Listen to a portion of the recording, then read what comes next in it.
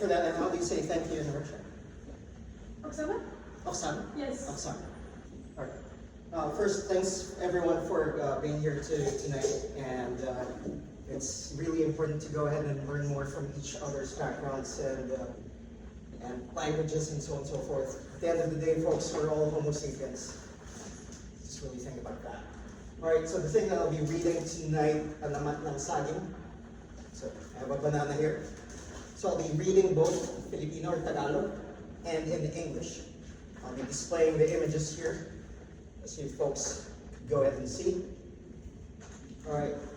Maraming taon na nakaraan mula nang mamuhay sa isang malayong lugar sa Pilipinas ang isang mabuting pamilya. Si Aling Paz ang ina, si Mang Pedro ang ama. Si Juana ang kanilang nag-iisang anak.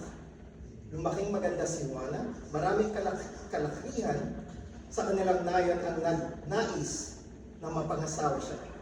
Nag-uunahan ng mga ito sa pag-aakyat ng ligaw sa kanilang bahay. Many years had passed since a good-hearted family lived in a faraway land somewhere in the Philippines. The mother was Aling Paz, the father was Mang Pedro. Juana was their only child. Juana grew up into a lovely lady. Many men in their barrio wanted her hand in marriage. They had to fall in line to have the chance to court her. Noong bandang huli, ang pinili ni Juana na pakasalan sa kanyang mga manliligaw ay ang binatang si Agapito.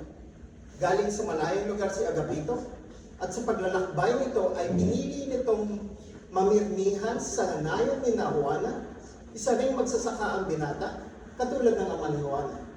Matangkad ang binata, kayo manggi ang balat nitong laging nakabilad sa akin. Matipuno ang mga braso nito, ang mga daliri nito sa kamay ay mahaba at siksik. In the end, Juana chose to marry among her suitors a young man named Agapito.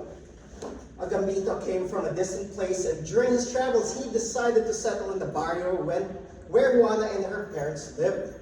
He too was a farmer like Juana's father. The young man was tall, his skin was brown, perpetually burnt by the sun, his arms were brawny, and the fingers on his hands were long and thick. Itinakda ang kasal ni Juana at Agapito sa susunod na kabilugan ng buwan.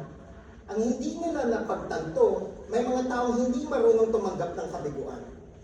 Juana and Agapito were to be married on the next full moon. Neither of them realized that some people never knew how to accept defeat. Isang gabi ay dinanaw ni Agapito si Juana.